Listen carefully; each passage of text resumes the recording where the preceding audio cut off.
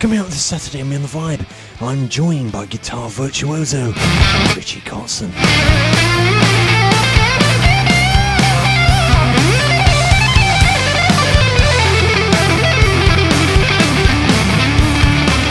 I'm taking my chances. I can't go no further down.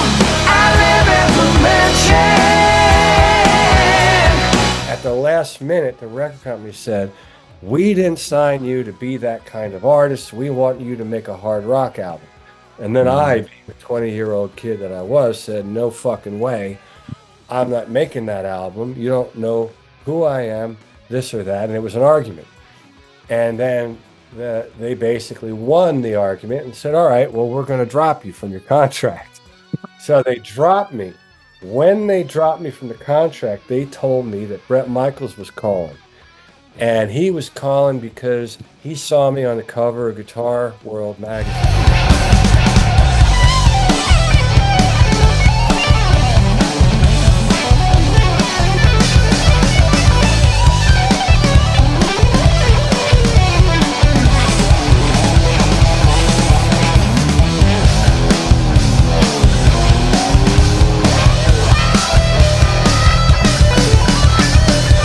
Track Nomad, it has this kind of, it's got this like bit of a darkness to it. What's kind of the meaning behind that song? It has that kind of, it's a bit mysterious. Yeah, it's a bit mysterious sounding. I mean, from the minute that guitar, I said, like, now what the fuck's gonna happen? You know what I mean? What's this maniac gonna start singing about? You start your tour next week, don't you? Friday the 13th of all days. Oh, geez. Let me look at the calendar. I better get ready. It's Friday 13th. Somebody else, I was out for dinner the other night. Somebody said, "Oh, your show's in 2 weeks," and I had like a literal panic. I'm like, "Oh, it can't be in 2 weeks." It was 3 weeks. It can't be. I'm nowhere near ready for this. So I'm not ready now. I got to get my shit together. I feel like I've let you know. Appreciate it. Yeah.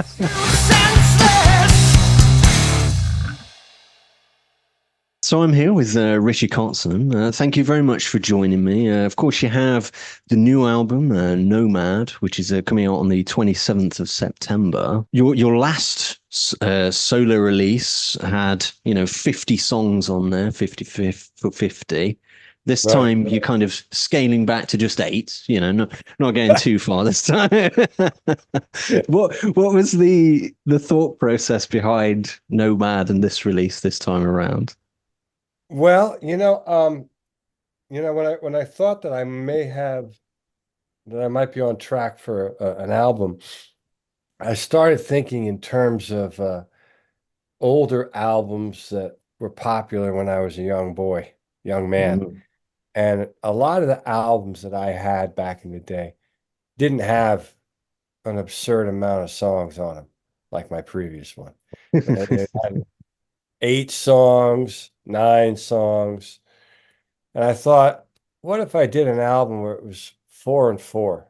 And think about it in the sense of an album, like in the sense of vinyl. We have side A, side B. And so that was the attitude.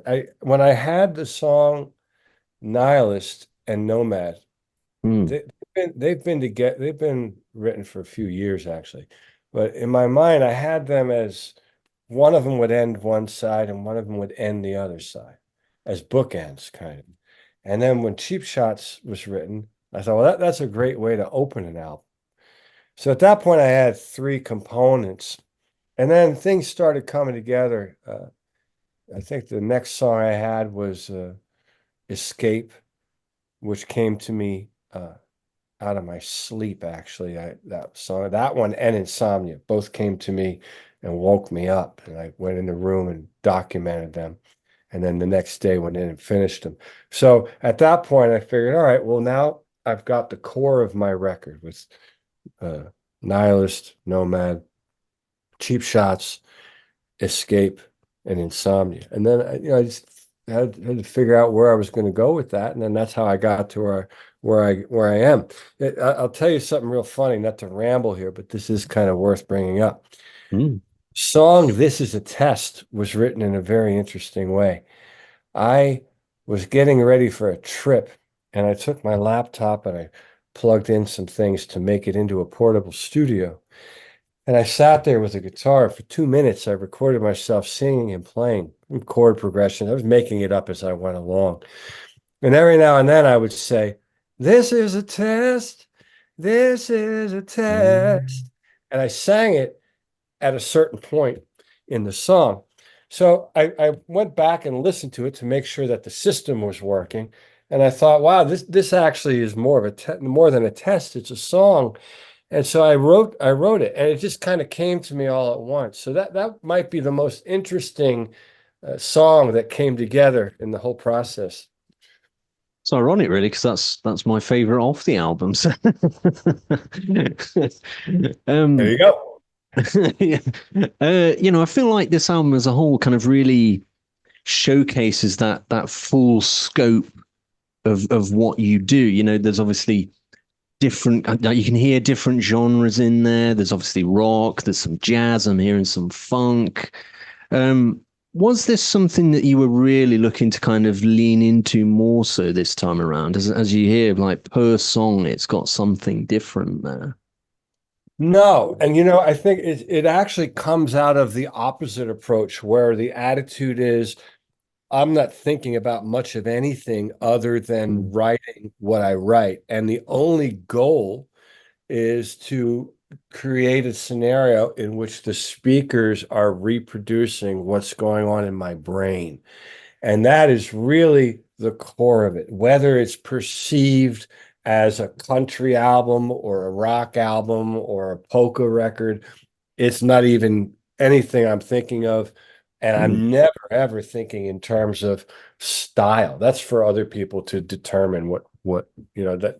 But the creative mind, I don't think in that terminology. I mm, write what I write. Now, having said that, as you pointed out, there is a pendulum swing, mm, in a certain parameter that you would, say the record is. It's not a country record. There's no pedal steel. It's not a flamenco record. There's none of that sort of playing on there. It's not a classical record. It doesn't fit into that. But there are elements of rock, but a specific rock from maybe the late 60s, early 70s, that mm, era of rock. There's an R&B element, but not modern R&B, maybe more of like a Stevie Wonder, Sly and the Family Stone. I think the influence is the stuff that I grew up listening to, which is music that was created in a certain time period, which would be like the late 60s, early 70s. And that's somewhere in the realm of from Stevie Wonder, George Benson, Sly and the Family Stone, Parliament Funkadelic, over across and including The Who, Led Zeppelin, David Bowie, and probably the most modern in the group would have been Prince. So that's, kind of my influence that I had growing up as a kid. And mm, so it comes out in what I write, but it's not, it's not all over the place. It's a very specific set of parameters of which I was inspired by in music. And anyone can't really help but be a product of their upbringing, surroundings, and influence and what have you. mm. The title track, Nomad, it has this kind of it's got this like bit of a darkness to it. What's kind of the meaning behind that song? It has that kind of there's It's a bit something about it. mysterious. Yeah, it's a Mm, bit mysterious sounding. I mean, from the minute that guitar, diddle, diddle, diddle, diddle, diddle, yeah. I said, you're like, now what the fuck's gonna happen? You know what I mean? What's this maniac gonna start singing about? Um, but that's one of those songs. I don't even know where that came from. And that came literally out of nowhere. You hear people say, I don't know, it just came out of left field, but that Mm, definitely did. A lot of times, not all the time, a lot of times when I write, I'll come up with something. And in that instance, I know that it was the guitar riff that I heard first. Like that little bit Mm. came. That's kind of interesting. And what can I do with that? So initially, if I remember correctly, or I'll even if I don't remember, I can imagine what I must have done is I program a click track at the tempo, and I would play that in time for a while. And then I set the microphone up, and then I would start riffing lyrically. And obviously I came up, is it you and your pride? Is it you in denial? You want to step in the light? You want to fight for the title? I don't know what the fuck I'm singing about. I'm just singing some words, you know?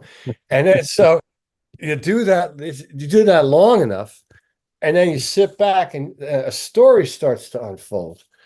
So obviously this is a guy that can't stay in one point for much time, and maybe he's stuck in a situation that he'd like to get out of, and he's singing about it. So you start to write some things together, and maybe the guy feels like he's been sort of wronged, crucified, nailed to the cross type of a situation in the relationship. And a song evolves, and that's really what it comes out of. And other times, like when I wrote the song, uh, uh, that's the lick to Insomnia. You better hold on tight. I mean, I can't sing it that high. I'm in the wrong fucking key because it's early here.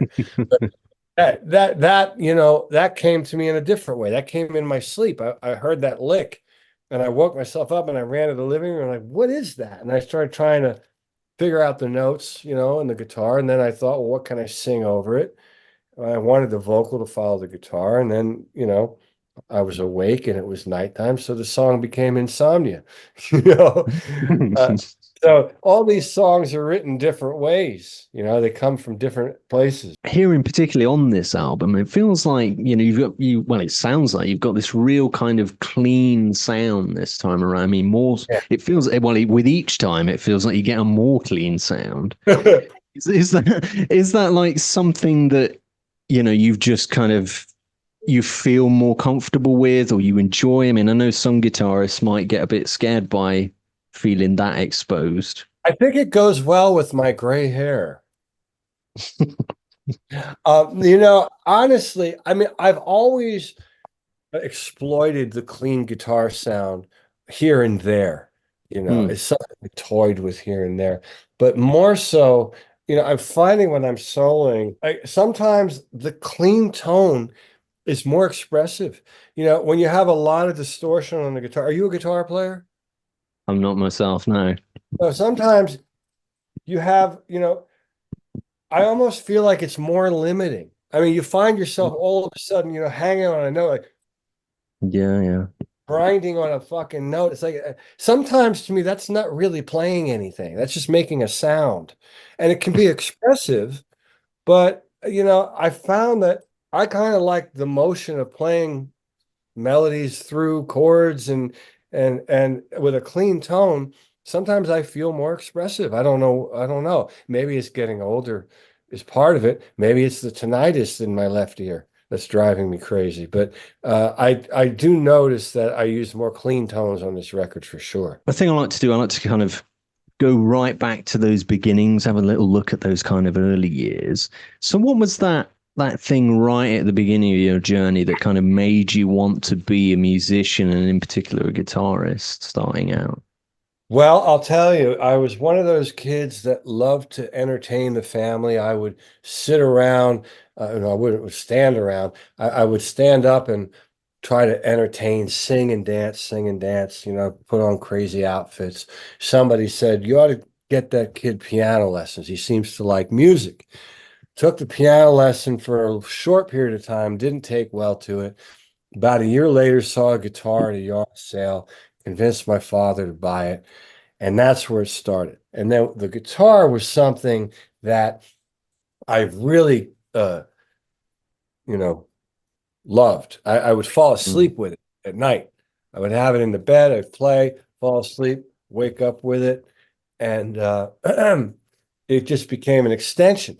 And then I really got into it. I started listening to certain kind of players, and and then somewhere along the line, I got into the idea of what am I doing this for? I'm not, because you're never going to become the best. You're going to always get better. There's always more to learn. So that's a never-ending thing. And it feels like a road straight into madness to me. So I thought, what am I going to do with this? I want to make my own songs. And Mm, so I started writing my own songs. And then when I wrote the songs, I'd write the words down. And then I thought, well, I got to be able to sing them. And then I worked on my singing voice the same way I worked on my guitar playing. And then it all kind of clicked so that by the time I was in my late teens, early 20s, I realized, okay, well, I'm writing these songs, I'm singing them. I'm technically, I guess, what you'd call more of a recording artist than I am just a guitar player. Because my aspirations were never to learn the guitar real good and then join a band. That was mm, never, ever, ever it. It was learn the guitar really well, write my own songs, and perform my songs, as the singer, as the guy that wrote them. That was mm, always my focus. mm. I mean, speak about that. I mean, obviously that first album you did was an instrumental. A few years later, you bring in a singer, and then after that, No, you I go and didn't. join. I did not bring in a singer. So let me Well, tell you what sorry. happened. No, that's fine. That's fine because there's a lot of stuff out there and sometimes things get convoluted. What happened Yes. was I was in a band with a bunch of guys that sang great. I was the worst singer in the group, and we made a little EP, and we almost got a deal out of New York, but we couldn't make the music fast enough. And other guys, whatever happened back there, it stopped. And I got signed to a label that offered the opportunity to make an instrumental guitar record, which I did. And during that process, I realized that my soul, my heart and soul, is not in instrumental guitar music. I've Mm, quickly realized I wanted to go back to making songs where there was singing. So here's where the story's a little different than what you read. Uh, I decided with the label to the second record would be vocals, and the label said, "You got to sing," meaning me. And I thought initially that I would find a singer, and they said, "No, no, no, you sing your own songs if you're going to do it." And I said, "Well, good. You're giving me the confidence I need to do this." And so that's what happened. My second record, I was singing my songs. And mm, then the third record was instrumental, not because I had this desire to make it, but I got bought by a major label in Los Angeles. And they said, all right, to get you out of the indie deal, you got to give them a third record. Don't give them a vocal record. That'll fuck up what we're trying to do. Give them an instrumental record. You're out of the contract, job done. And that's how that mm. happened. That's the actual truth of the matter. Of course, after that, you went on to join Poison for a short period. Was this that kind of era where, you're just kind of finding what you felt was right for you? I mean, you mentioned there that you're kind of No, so I'll tell you that too. That's another thing that nobody really sees because you only see the outside. You only see, okay, this mm, guy made a shrapnel record, he sang in the next record, and then suddenly he's in Poison. Nobody sees what was happening behind the scenes. The truth is, after that second record, Interscope, which is a major recording company, bought my contract. And they signed me to make what would have been my fourth album, which would have been me singing once again. mm, And I had songs picked out. A very famous producer named Danny Korchmar just did Don Henley. He was going to produce it. I was at his house in Santa Monica. We were picking out songs. We picked out five of my songs. He and I were going to write another four or five songs. That would have been the album. At the last minute, the record company said, "We didn't sign you to be that kind of artist. We want you to make a hard rock album." And then I, mm, being the 20-year-old kid that I was, said, "No fucking way. I'm not making that album. You don't know who I am, this or that." And it was an argument. And then they basically won the argument and said, "All right, well, we're going to drop you from your contract." So they dropped me. When they dropped me from the contract, they told me that Bret Michaels was calling. And he was calling because he saw me on the cover of Guitar World magazine, and they needed a guitar player. So I was curious to meet him because of who Mm, he was and what he accomplished. And I drove out to his house in Calabasas. And when I met him, he told me, we need a guy that can write songs. We don't just want a guy to play and do what we tell him. We need a guy that writes songs, and I want to write with you, meaning me. And so mm, that's how I got in the band. That's how that happened. It wasn't that I was in LA looking for a gig, and it was nothing like that. mm, Approached me, and we hit it off and liked each other. And so it made, we both decided to give it a shot. mm. Did it feel like a good period for you? I mean, I imagine for some people looking from the outside, they may have thought, that didn't know that, may be a little bit surprised. Oh, Poison, because obviously they hear what you do now. Yeah. Did it Well, what was I do now was what I was doing then. That's the mm, fact. yeah. All this stuff that you're hearing me do, I was already doing it at Mm, 20 years old. So there's nothing, I'm more educated now. I have a deeper understanding of life now. So the compositions are, are grown up, but the vibe and the concept, it's the same. I was the same. mm, So when I got in that band, obviously there was a level of excitement because here I am, this young man going to write music with this accomplished group. But then there was a conflict because in my heart and soul, I knew, well, ultimately I got to go back to doing what it was that I was doing before because that's who and what it is that I am. So the attitude was, hey, look, we know who you are. Make a record with us, make another record with us. And after 2 albums and 2 tours, go make a solo record. Go be you, but always come back to the band. That was the attitude. That's how that was structured. And then mm, obviously one thing led to another and it went in a different direction. But it was very exciting at the time, mm, conflicted as well because I was like, well, I'm a lead singer and I'm not singing all the songs, but they did let me sing. It was all very interesting. mm.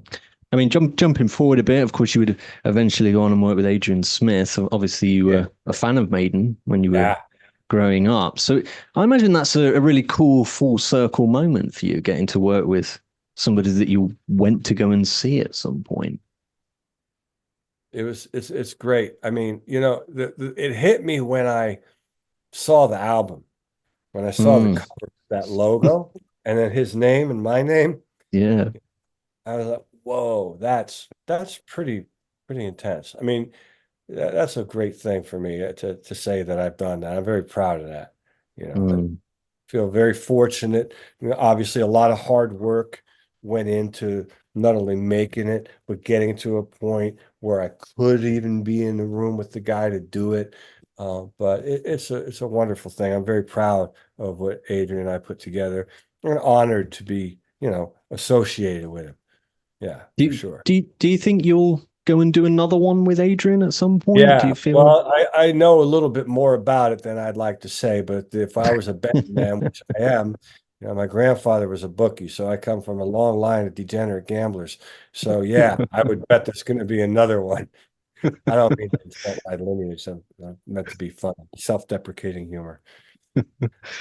Um, of course, last year was a busy year for you as well, with the Winery Dogs, releasing three after a good few years of kind of being quiet. What was it like, kind of getting the guys back together, releasing three? Because I mean, it was very well received, great record. I love the record, and it was a lot of fun. We had, uh, I was, uh, I was still, I stopped drinking this year, Mm, alcohol, and so then I was drinking, and so we had a lot of nice times. They came out here to my house twice on 2 different trips, and some great places to have red wine or some of the neighbors have vineyards, and which is really, it was a lot of recording and writing and all that, but then we had some nice social time to sit and have some good wine and bullshit and talk. So it was great to get back together with them And then the tour, it Mhm. just kept going and going and going. And we ended up doing 95 shows in support of the record. We put the record out ourselves. We didn't have a record company involved. And despite that, I think it still got to where it needed to get to. And the people that are interested were able to hear it. And it was a fun cycle. It was really nice to get back to it. And now, you look back, we've got three great albums that I think uh, we are all well represented on, that we all feel great about. Mm. I mean, I caught you guys live last year at the Rock City in Nottingham, UK. Um, and the one that just stood out to me most was Stars. You know, that solo that you play is just like extraordinary. And I look around the room and people are like, "What is going on? Ah, How did that song happen?" I have to ask. well, the song itself or the live solo? Well, let's go with the solo because I mean it's just it's an Yeah. incredible solo sequence, you know. Well, what happens is I come from a uh, a DNA of players that thrive on the unknown. Mm, And so there are certain guitar players that that are that are scripted. So no matter what happens around them, they're going to play what they're going to play. And to the degree they may even think ahead, like, oh, I'm going to try and play such and such a lick at such and such a time. And mm, then there's guys that are a little lazier, like me. And I don't know what the hell I'm going to do until it comes up upon me. And it's something I thrive on. I love that. But it's a dangerous place to live because you are held hostage to your surroundings. So I am completely dependent upon the rhythm section playing the role of support for the soloist. Now, this is a mentality that comes out of jazz music.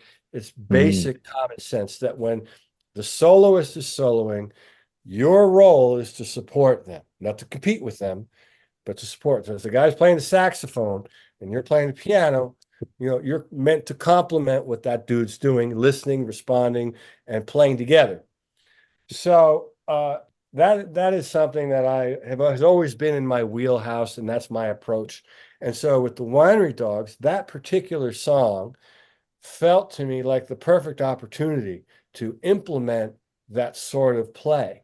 Whereas, with the rhythm section, guys, I don't know what I'm going to do.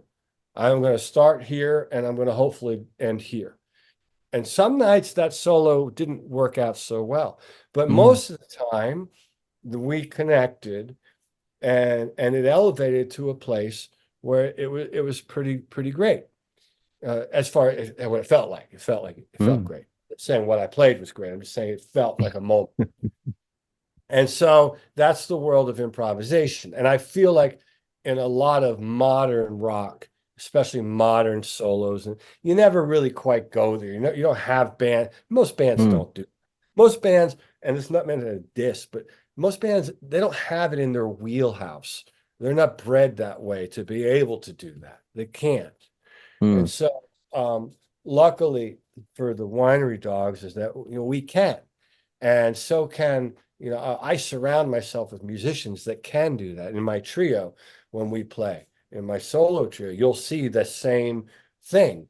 It'll happen. It'll be a different conversation because it's different people, but it's the same language being spoken.